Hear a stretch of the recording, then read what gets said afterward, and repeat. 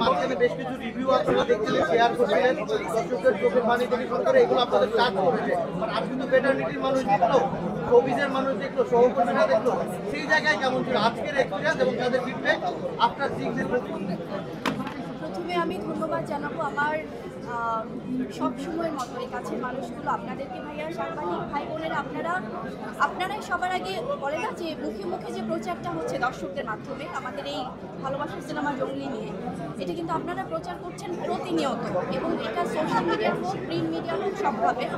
আজকে আপনাদেরকে নিয়ে আমাদের স্পেশাল স্ক্রিনিং ছিল, আজকে আমাদের সম্মানিত মিডিয়ার যারা রেসপেক্টেড মানুষজন আছে তাদেরকে নিয়ে স্পেশাল স্ক্রিনিং ছিল, এবং আমাদের অন্যান্য সিনেমার যারা গল্প শুনে তারাও কিন্তু বেস্ট উইশেস জানাতে আজকে এসেছি।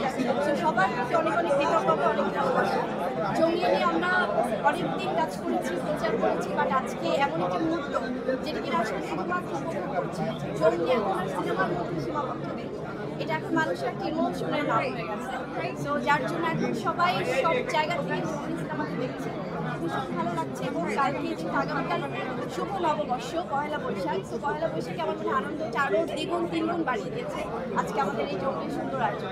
আর ইতিমধ্যে তো আমরা জানি যে জঙ্গলি দেশের বাইরে রিলিজ পাচ্ছে আগামী 26 এপ্রিল। তো অনেকগুলো দেশে, আমেরিকা, কানাডা থেকে শুরু করে অনেকগুলো দেশে রিলিজ পাচ্ছে। তো আমার মনে হয় বাংলাদেশে যেভাবে হাউসফুল শোজ দিয়েছে, যেভাবে মানুষের ভালোবাসা আদায় করে দিয়েছে, দেশের বাইরে সেই ধারাবাহিকতা। সাংবাদিক ভাই বোনদের কেমন লাগলো এক কথা শুনতে চাই।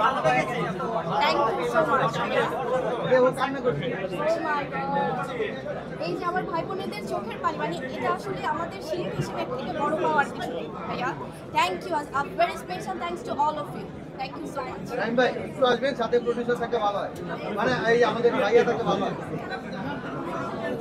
আজকের এক্সপিরিয়েন্স আমরা দেখছি পাশেই হৃদয় ভাই আছেন, এবার ঈদের একজন নির্মাতা যিনি তার ছবি দিয়ে দর্শকদের ইতিমধ্যে হৃদয় জয় করেছেন, সেই জায়গায় আপনি চোখের পানি ঝরিয়েছেন।